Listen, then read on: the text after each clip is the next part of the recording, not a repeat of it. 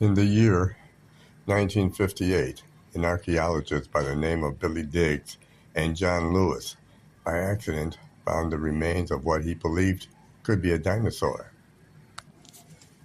After excavating the site for a day, he realizes he found a mermaid's skeletal remains, a scaled creature from the sea of some kind. He continued to excavate the site for 6 weeks. On the first day, he found a mermaid scale.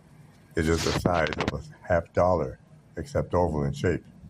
It is very unusual scale from what I did imagine a mermaid scale would look like. Her scale had a rough surface, and it was dull in color. It resembled limestone chips for scales. It is pale blue and tan in color. It is almost worn down to a thin piece of paper in some places. I find the scale is thick, like dinosaur platelets of armor in other places. I begin to uncover the tail of the mermaid, one stroke at a time. I also find a bunch of fawn-colored hair strands still in the scalp. I decide not to pull them out, not until I return to my office, where I can determine how old her skeletal remains might be. I also find a mouthful of teeth. She had almost every tooth in her mouth.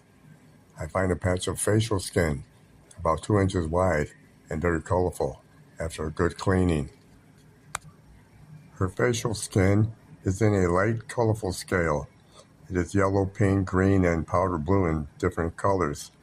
It is just like fish scale, except much larger and thicker. I find a bone made of thick bone attached to the neck. It is much thicker than a human's vertebrae. The mermaid's tail is made of thick and thin bones. As I continued to dig around her, I found something priceless. A spear made of sharp metal. The weapon is 10 feet long, made of dark pearl. At the top, it is surrounded in a cluster of sharpened scales. If I could place her in a museum after I rebuild her from what I imagined her to look like when she was alive, I would be famous and wealthy. First, I will have to use every bone, both thick and thin, that I find to rebuild the mermaid from head to tail. If I did, my find would bring countless people to the museum to see her. Besides that, I found a bracelet made of dark pearls, about the size of a quarter, except round, covered in the dirt. When I looked through the site again, I found a necklace made of dark pearls that must have broke. It must be 24 inches round to fit around her neck. I know now, if it weren't for the hardened clay, her tail would be too difficult to rebuild if it weren't intact in some places. I would never have imagined it. I would never know what it looked like whatsoever. I find a number of things. Each had to belong to the mermaid. After I did some research on her remains, I had a funny feeling that I found a prehistoric mermaid.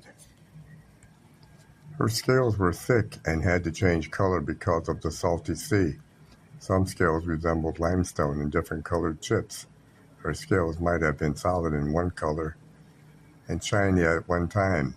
It took me every single day of 6 weeks to excavate the mermaid's entire skeletal bone structure. By using every piece that we find, including the mermaid's remains, we will meticulously recreate the find of the century. We will create enough scales to cover most of her body and tail, a face from what we found on her upper cheek, a patch of facial skin that resembled fish scale, except larger. It will take us another 6 weeks to recreate the mermaid in bone, scale, and size. Using the scale that we found in color and size, we will create the prehistoric mermaid from every piece of her that we find. She turned out to be a 13-foot mermaid from the bottom of the fishtail to the top of her head.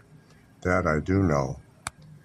Her magnificent body will be displayed at Creepers from the Crypt Book Museum and Studios through this video.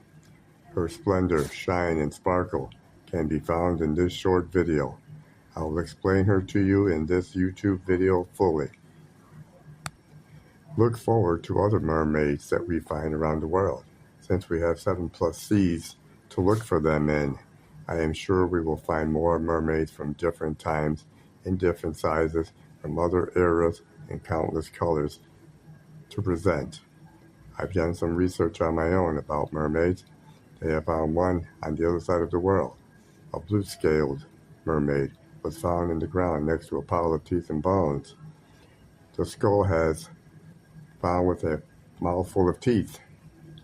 Bones were found around her and beneath her grave. She was almost like the first mermaid, except smaller and blue in color. Remember, it is a figment of the writer's wild imagination in fiction and fantasy. Please don't judge him. Yet we wish to find more scaled mermaids and bones. Someday I hope we will. Look forward to the latest news on mermaid finds. I have the archaeologist's permission to write it down. Yours truly, the author.